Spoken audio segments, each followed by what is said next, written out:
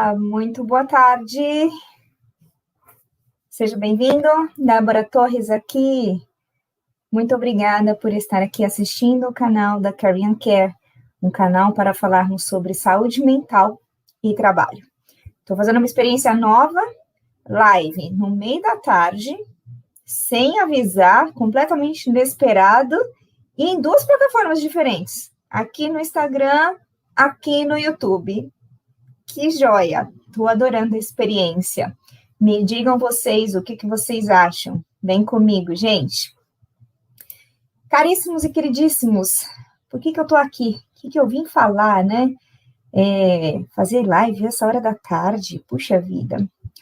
Na verdade, quem me acompanha sabe, eu já falei em alguns momentos, em algumas lives, em algumas redes, sobre o meu TDAH, e eu quero fazer algumas lives especificamente sobre esse assunto. Eu sei que hoje em dia o material é imenso na internet, então vocês vão encontrar aí tanto nas redes sociais quanto no Google, vocês vão encontrar um vasto material de informações a respeito de TDAH.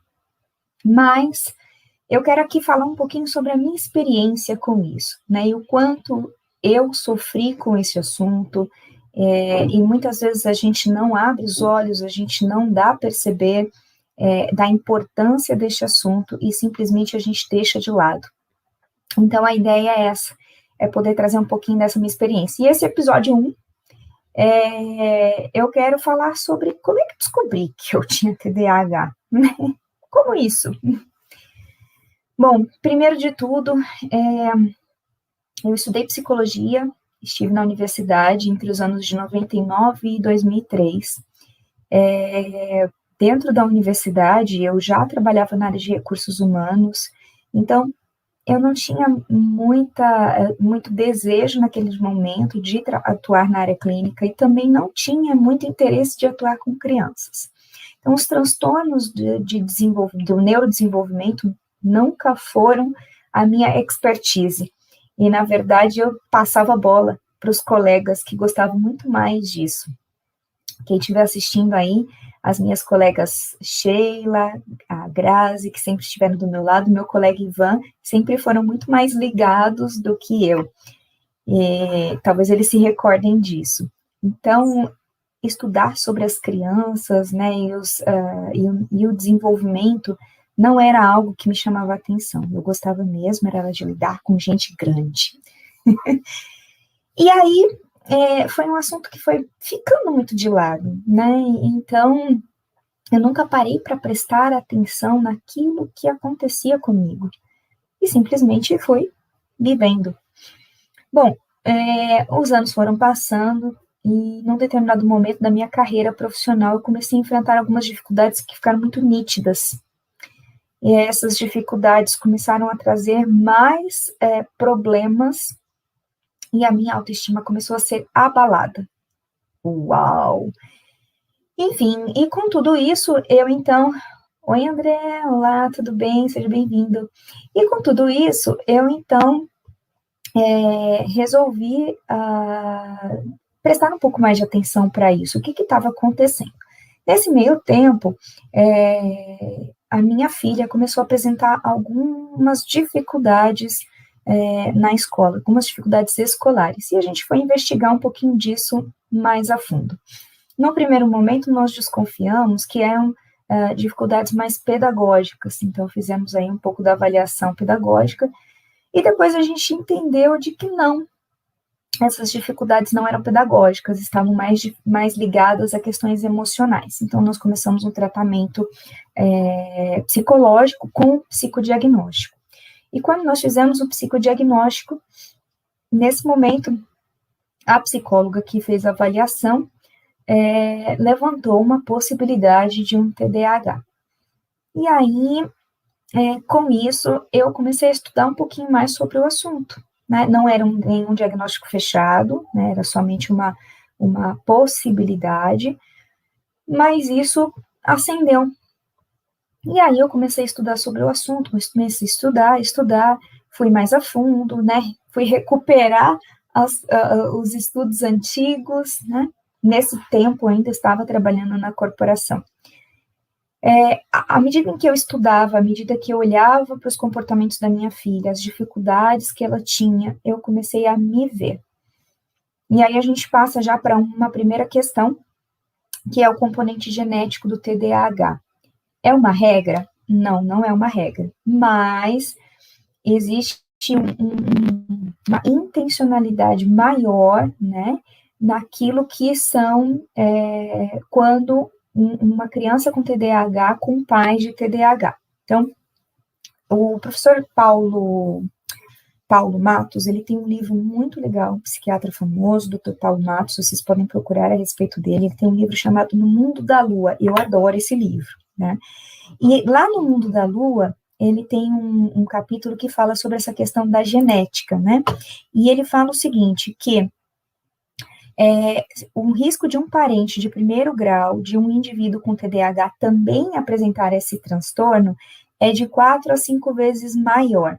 Ou seja, o TDAH, ele acaba existindo muito mais e persistindo quando você tem parentes com TDAH. Então, quando a gente está na clínica e a gente vai investigar essa possibilidade, a gente sempre olha para a genética, para a questão hereditária, né, em primeiro lugar. E foi o que eu fiz comigo mesma, eu comecei a olhar para mim. E eu falei, meu Deus, caramba, quanta coisa eu comecei a descobrir. Comecei a identificar muitos prejuízos que eu fui tendo ao longo da minha vida. E um grande, grande prejuízo que acontece, e esse vem assim, como que é quase a base do TDAH, é a questão da baixa autoestima. Porque o TDAH, logo de pequeno, ele começa a perceber de que ele não acompanha, ele tem algumas dificuldades, ele não acompanha. E nisso, ele se sente diferente de todos. Então, isso vai fazendo com que a estima dele vá ficando baixa. E não foi diferente comigo. Agora eu vou contar um pouco da minha história para vocês, abrindo o coração aqui. Eu tenho pais muito rígidos, não severos, mas muito rígidos. Mamãe, principalmente, uma pessoa bastante rígida. Ela me ensinou a ler aos 4 anos de idade. Aos 4 anos eu já conseguia ler jornais e revistas. Então, ela sempre direcionou muito meu foco. E a cobrança que eu tinha naquele momento, naquela época, era uma cobrança de assim, você tem que ser a melhor, você tem que ser a melhor. Não tinha como não ser a melhor, você tem que ser a melhor. E para um TDAH, isso é muito difícil. E os primeiros anos foram até um pouco mais fáceis, porque a minha mãe não trabalhava, a minha mãe podia se dedicar ao acompanhamento dos meus estudos, né? E aí, ao longo dos anos, isso foi se modificando. E a coisa começou a mudar mais a partir do que a gente chamava lá naquela época de ginásio, que hoje é o que a gente chama de ensino fundamental 2, né? O 6º ano hoje, a 5ª série naquele ano foi quando mamãe foi trabalhar fora, ela já não podia mais acompanhar tanto assim.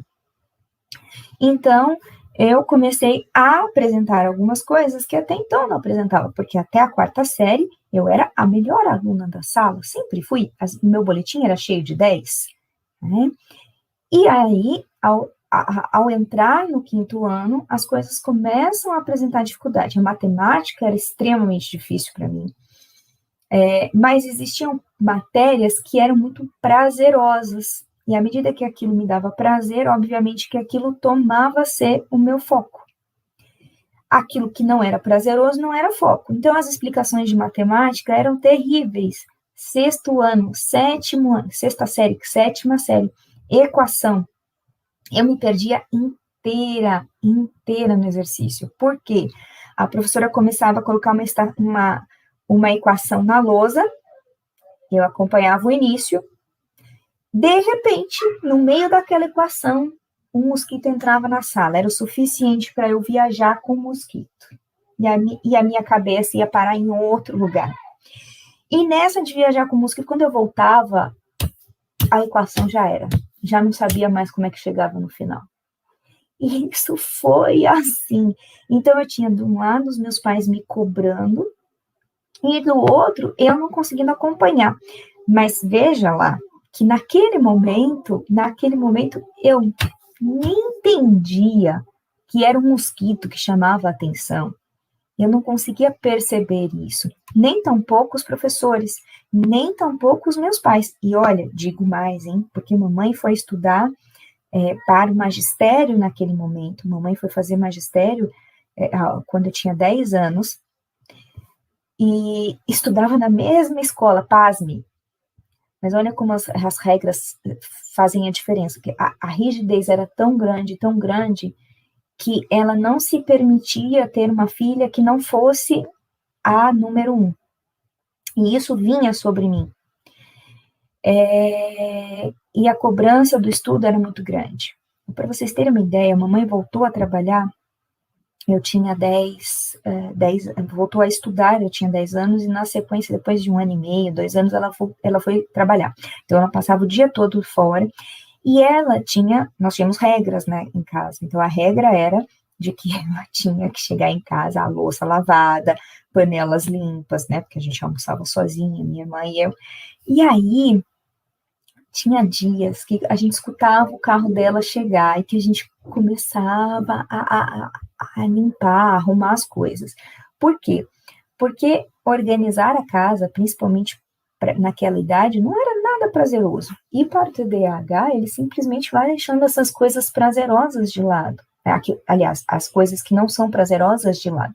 Então, ele vai postergando. Não quero isso, não quero isso, não quero isso. Vou deixando para lá. E assim foi, ao meio que aos trancos e barrancos, uma notinha vermelha de vez em quando, mas depois eu tinha aquela cobrança, tem que estudar, e conseguia passar. Algumas matérias que eu gostava muito, por exemplo, o português era algo que eu amava de paixão, o inglês era algo que eu amava muito, então aquilo que eu gostava, eu colocava muito foco, o que a gente chama de hiperfoco. E as outras ia ficando, matemática era um caos. E só que eu tinha uma vantagem. Como minha mãe estudava na mesma escola e tinha uma coisa do queridismo, então, assim, eu acabei ficando próximo dos professores. Então, muitas vezes, mesmo quando os assuntos eles eram difíceis, as coisas tinham dificuldade, a gente ajustava. Então, o que eu suponho que aconteceu comigo ao longo desses anos, né? E aqui eu estou falando com base nos estudos que eu fiz, e não, eu nunca tive uma conversa médica para falarmos a respeito, mas com base nos estudos. Eu entendo que, ao longo dos anos, eu fui me ajustando. O fato de eu ser a nerdzinha da sala sempre me fez sentar na primeira carteira. Sentar na primeira carteira já era um fato que proporcionava que eu não desviasse tanto a atenção. Por quê? Porque os professores estavam o tempo todo, Débora. Então, assim, a possibilidade de eu desviar era muito menor. Agora, tem uma coisa muito engraçada que acontecia comigo, e isso, de novo, isso mexeu comigo psicologicamente, mas eu não identifiquei isso lá atrás. Hoje eu identifico. Olha que interessante. Uma coisa que aconteceu. A gente sentava numa roda de amigos, isso principalmente nos últimos anos do fundamental, tipo 7ª série, 8ª série, que aí a gente já tá mais adolescente, enfim. E a gente começava a conversar, as pessoas falavam comigo, e era como se eu estivesse em outro planeta, em outro lugar.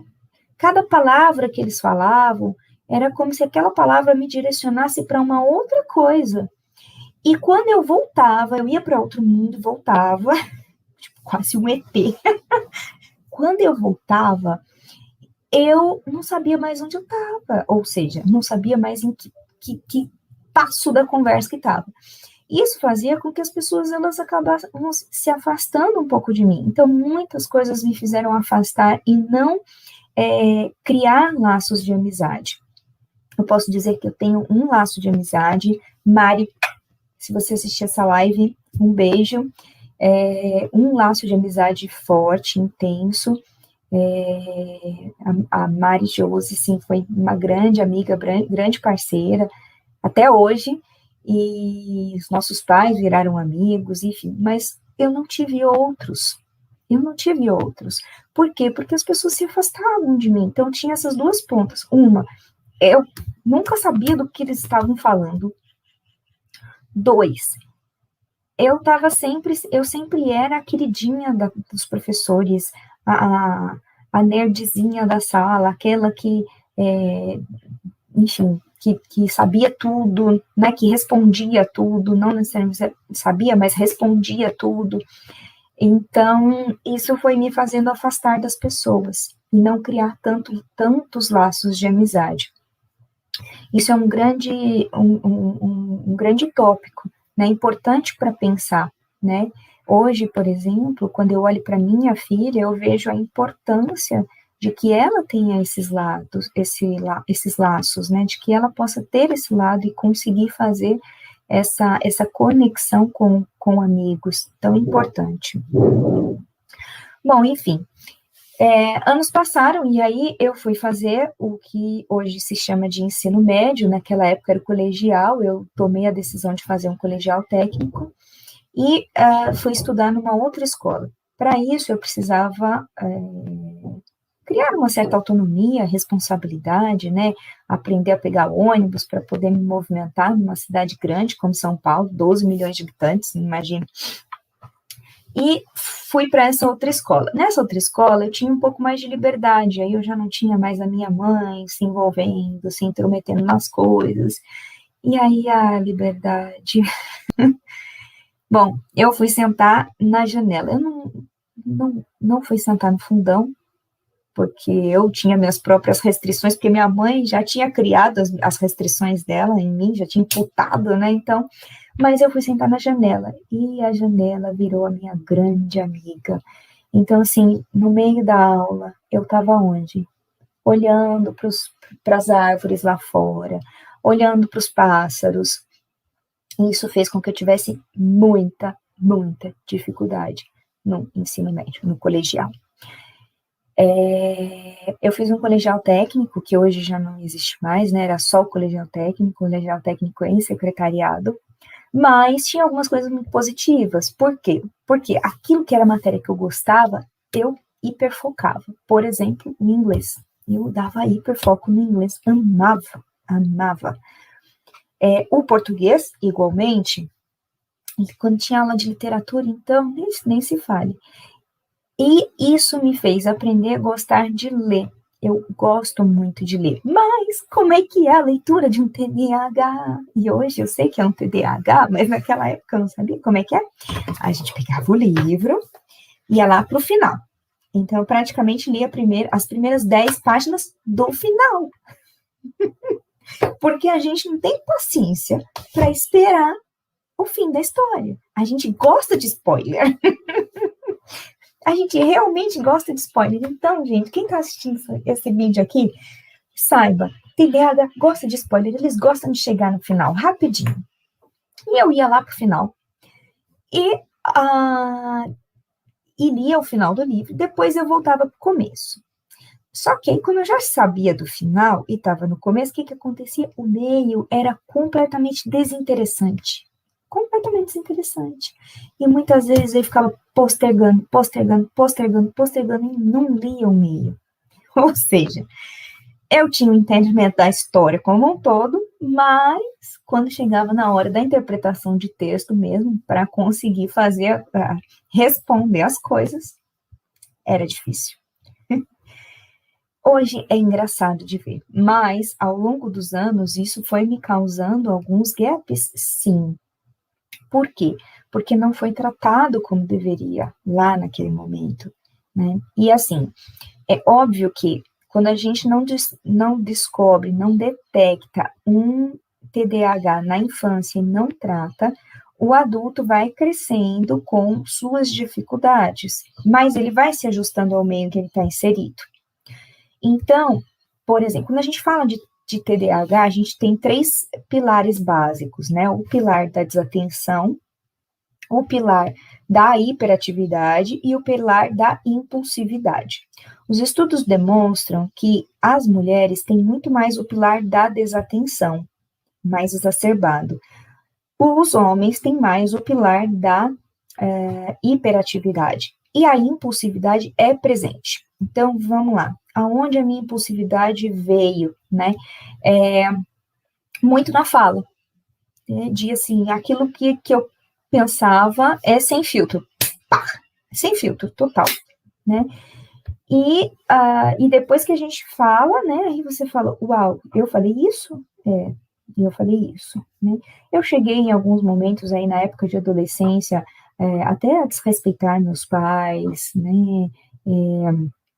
Ter algumas atitudes um pouco mais exacerbadas exatamente por conta dessa impulsividade. Mas lembra-se que eu falei para vocês no início, eu tenho pais muito rígidos, né? Não severos, não tão severos, mas muito rígidos, assim, de muitas regras, muitos conceitos tradicionalistas. Ou seja, ainda que eu tivesse impulsividade, esse jeito de ser criada me condicionou a estar mais restrita em algumas coisas. Então, na minha análise hoje, isso foi mais positivo, né?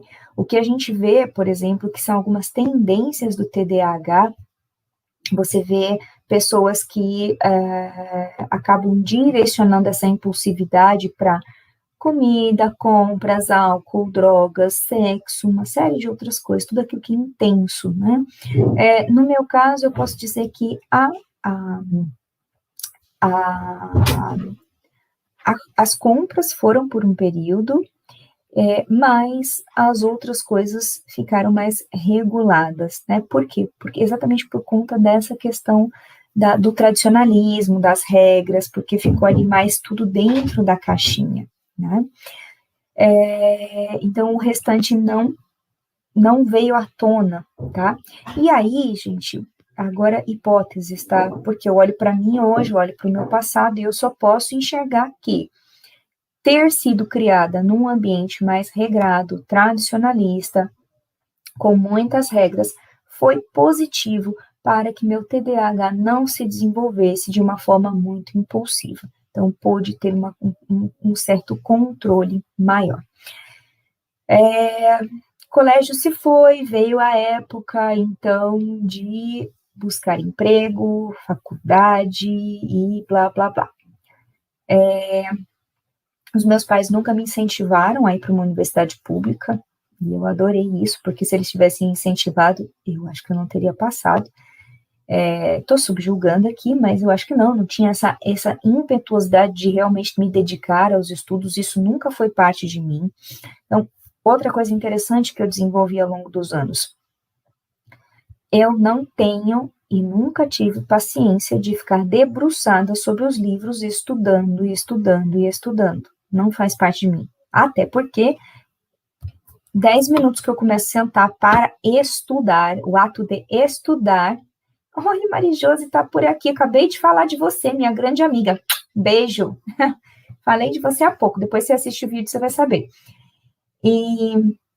Então, eu não consigo sentar para estudar, né?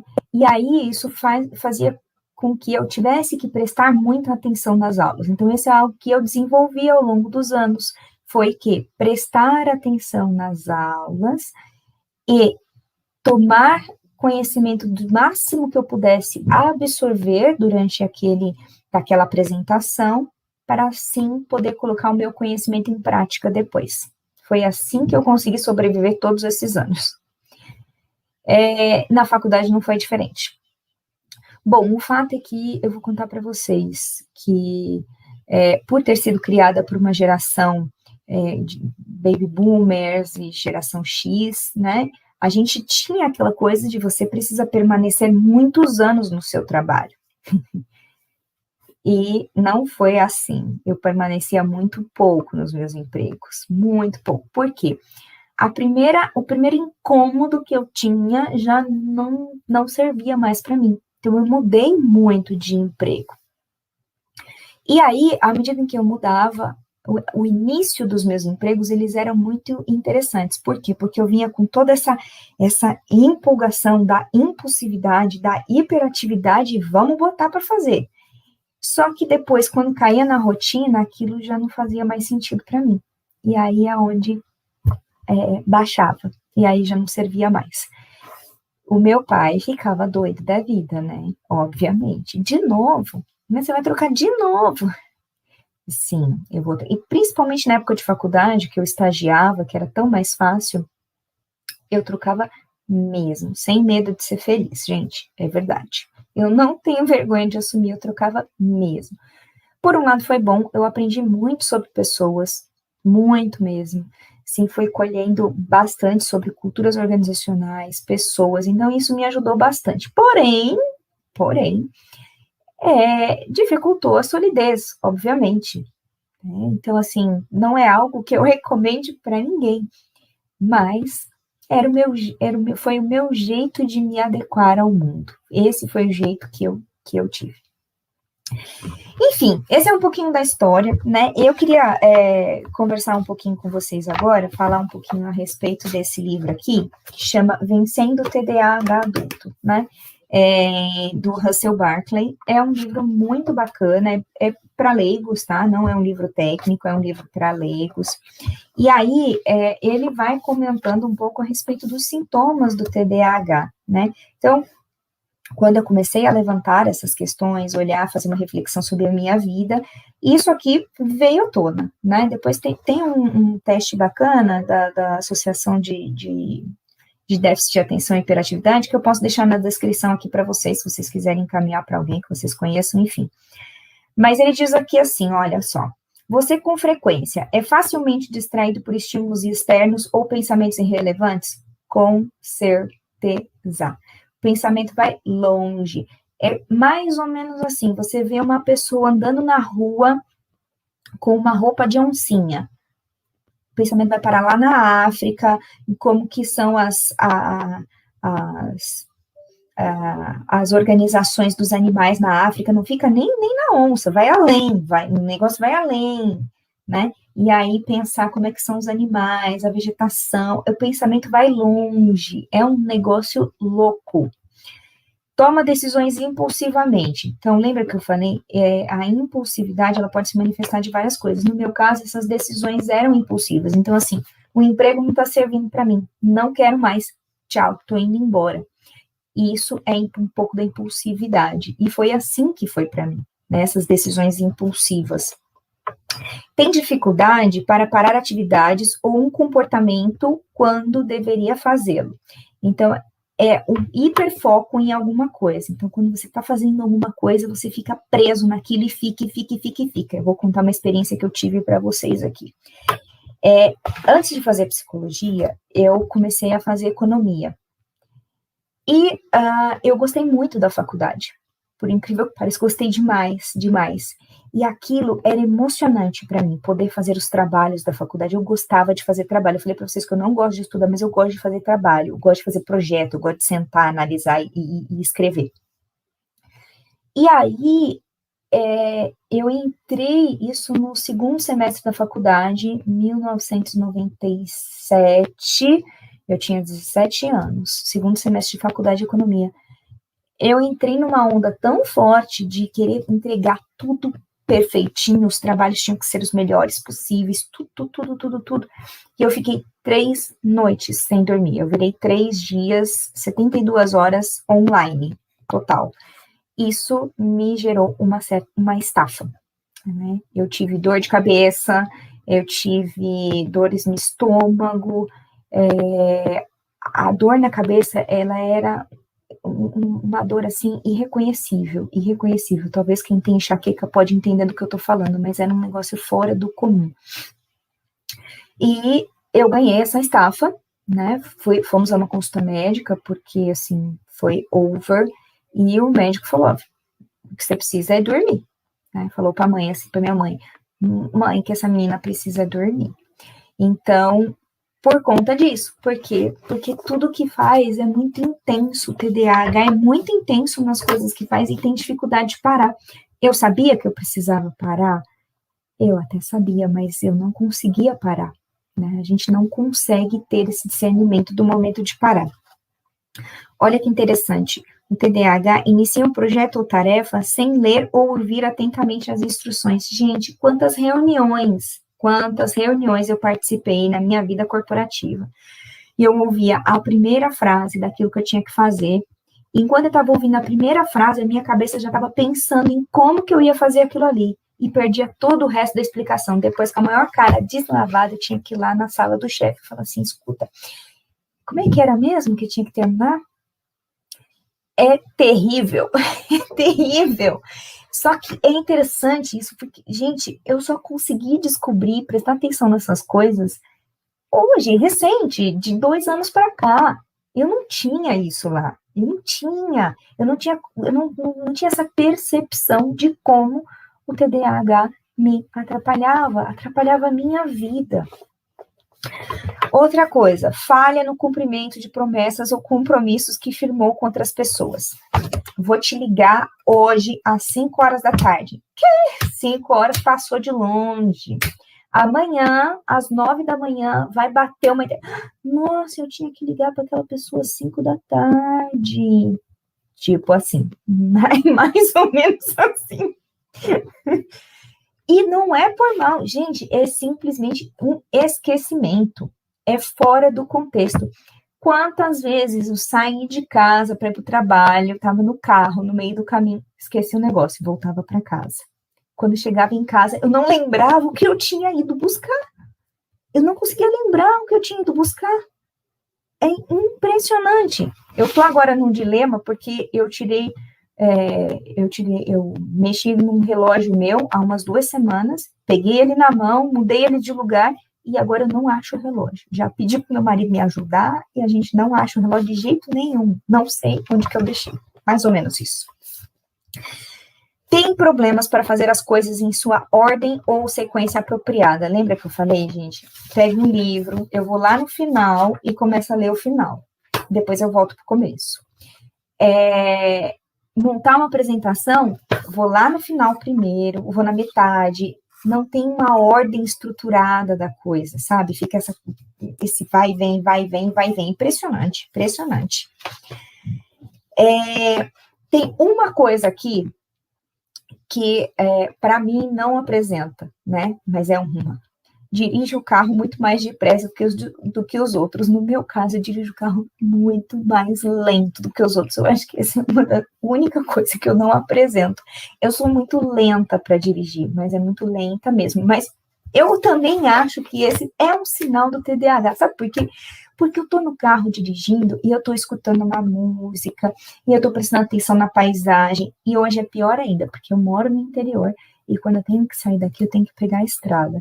E aí eu pego a estrada e eu vou viajando na maionese, sonhando com a Alice. E a música me leva a pensar em outras coisas. Eu não estou desligada da estrada, não. Eu sei, eu conheço as placas, eu sei o caminho, mas a cabeça está viajando completamente. Tem dificuldade para manter a atenção em tarefas ou atividades recreativas? Total. Participar, quando eu era mais nova, participar de dinâmicas de grupo, para mim, era um caos, porque eu não tinha paciência para ouvir Paulo, já respondo você. Eu não tinha paciência para ouvir o instrutor dando as instruções. Eu não conseguia prestar atenção em tudo. E aí eu escutava só as metades, sabe? Impressionante. Tem dificuldades para organizar tarefas e atividades? Eu tenho. Agenda física, agenda online, post-it, caderno, uma série de coisas. E isso me ajuda bastante. Eu não posso dizer que não, mas se eu não tivesse isso, eu confesso para vocês que seria muito pior, muito pior. Paulo, você fica pilhado com tudo? Eu também. O pensamento, eu acho que é o grande problema do TDAH adulto, né, o nosso, é porque a gente acaba, por conta das nossas regras de sociedade, viver em sociedade, né, a gente acaba se adequando à sociedade. Então, a gente segura mais a nossa hiperatividade. Só que o pensamento não dá para segurar. Então, o pensamento, ele começa a brotar, e brota demais, é como uma nascente de água, verte, jorra. E sabe uma coisa que me deixa doida da vida? é que o pensamento brota tanto que quando eu estou na 10ª ideia, eu já esqueci a primeira. Isso me deixa triste, porque tem coisas tão legais, e aí, às vezes, eu volto para cá, eu saio para caminhar, para correr, fazer uma atividade física, e vou viajando na maionese. Vou viajando. Quando eu volto para cá, para sentar, para escrever, eu esqueci tudo. Eu esqueci tudo. Isso é muito triste. Agora, de uns tempos para cá, eu aprendi a usar o gravador de voz. Então, às vezes eu saio com o celular, vem uma ideia louca na cabeça, gravador de voz, já marco lá para não esquecer. Mas aí tem duas coisas. Uma, eu esqueço de usar o gravador de voz quando estou lá, às vezes. E dois, eu gravo e depois eu esqueço de ouvir o que eu gravei. Então, assim, é impressionante, impressionante. Mas voltando um pouco para o mundo corporativo,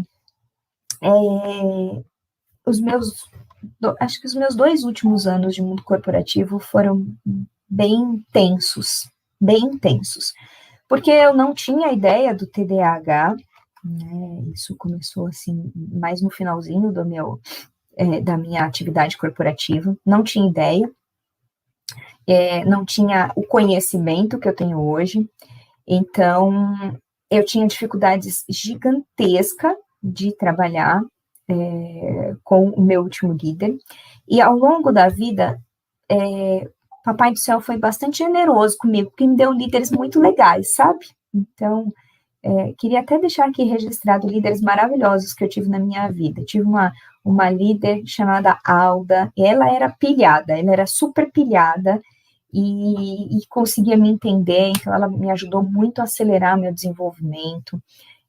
Tive um líder super bacana que me entendeu no momento da minha vida, Alexandre, grande beijo, hoje é super parceiro. Cris também, outra pessoa que me ajudou muito, muito mesmo. Que mais? Macarena, uma outra pessoa, uma outra líder que me ajudou muito. Macarena me ajudava com as minhas ideias, assim, deixava as minhas ideias fluírem, né, virem. Manfred, outro, assim, que me abraçou muito, muito mesmo, me ajudava, me direcionava, quase um paizão mesmo. Então, eu tive líderes muito bons, mas eu encontrei um líder que era extremamente pilhado, extremamente e perfeccionista. Eu já sou perfeccionista por minha conta e risco, porque a minha mãe me ensinou a ser assim. Então eu queria entregar o melhor, mas eu não dava conta de fazer. Eu não dava conta. E isso foi me trazendo para um ponto de baixa autoestima, e aquilo foi ficando um ciclo. Eu tentava encarar que aquilo não era para mim, que tinha uma dificuldade maior, mas era difícil, né? Por quê? Porque isso acabava entrando no emocional também, né? E aí eu queria até citar Viktor Frankl aqui, né, que o Viktor Frankl, ele nos diz que nós somos compostos de 3 dimensões, a dimensão física, psíquica e a noética. E eu entendo que o TDAH, por ser um transtorno do neurodesenvolvimento, é uma questão mais física, biológica, tá? Até porque nós temos aí a possibilidade da hereditariedade também, então eu vejo isso como uma questão biológica, que de certa forma afetou a minha dimensão psicológica, afetou sim os meus sentimentos, as minhas emoções, e afetou também a minha dimensão noética, porque num determinado momento eu comecei a questionar o que era o sentido da vida para mim. Será que aquilo que eu estava fazendo fazia sentido para mim? E aí vem o X da questão. E aí é onde a gente encontra explicação para que uma pessoa que chegou num cargo de gestão, num mundo corporativo, que tinha um bom salário, trabalhando numa boa multinacional, consegue então entregar tudo isso e vir para a área clínica com um outro conceito. Eu vim para poder viver de verdade. E hoje o que eu faço? dar sentido para a minha vida. Eu encontrei a minha realização. Só que demorou muito tempo para isso, muito tempo, e houve muito sofrimento. Então, o X da questão aqui, e o que eu quero deixar registrado nesse vídeo, é sobre essa sensibilização que nós precisamos ter, esse olhar, né, do que está por trás de um transtorno. Então, a gente está falando aqui de um TDAH, eu estou abrindo a minha vida para vocês, contando sobre a minha vida para vocês, a gente está falando sobre TDAH, e, ao mesmo tempo, entender que por trás desse transtorno existe sim uma dimensão que é segura, uma dimensão que não adoece, que é a dimensão noética. E é só quando eu encontrei sim o sentido daquilo que eu fazia, né? Porque tinha um sentido para eu fazer o que eu fazia, e exatamente por isso é que hoje eu pude tomar novas escolhas na minha vida, encontrar este sentido. E então eu pude me enxergar, né? Eu pude olhar para dentro de mim e ver o que estava lá. E eu sou muito feliz com tudo que aconteceu. Muito, muito, muito feliz. Muito. Por isso eu tenho falado tanto como é importante a gente falar sobre a saúde mental. Quem acompanha esse canal sabe que eu tenho feito lives aí todos os domingos falando sobre saúde mental. Por quê? Nós precisamos propagar, nós precisamos falar sobre sintomas, precisamos falar sobre sinais, para que todos estejam atentos a esses sinais, todos estejam atentos a esses sintomas, dentro e fora das corporações. Que nós, enquanto pessoas, nós possamos estar atentos àquilo que está acontecendo conosco e buscar ajuda. Que as empresas também, por sua vez, possam estar atentos àquilo que está acontecendo com os seus funcionários e buscar e propiciar essa ajuda, né, de uma maneira ou de outra. E nós, enquanto pessoas, que nós possamos, à medida em que a gente vai tomando conhecimento das coisas, a gente também poder passar isso enquanto informação para colegas, para familiares e para tantas outras pessoas. Uma das lives que eu fiz aqui com uma enfermeira, ela reforçou muito essa questão do conhecimento, né? O quanto nós precisamos conhecer sobre aquilo que nos cerca, seja a mim ou as pessoas que estão ao meu lado. Gente, esse daqui é o primeiro episódio de uma série que eu quero falar sobre TDAH.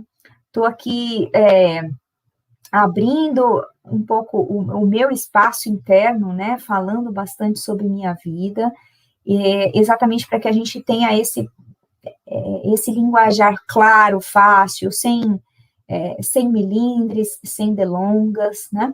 Muito provavelmente, próximo episódio, eu quero abrir também para algumas perguntas, então fiquem por aqui, fiquem atentos, sempre no Instagram e no YouTube. O próximo bate-papo vai acontecer assim também, sem dia e hora marcada, vai ser no supetão, e eu espero poder contribuir sempre com vocês. Beijo grande no coração, até mais!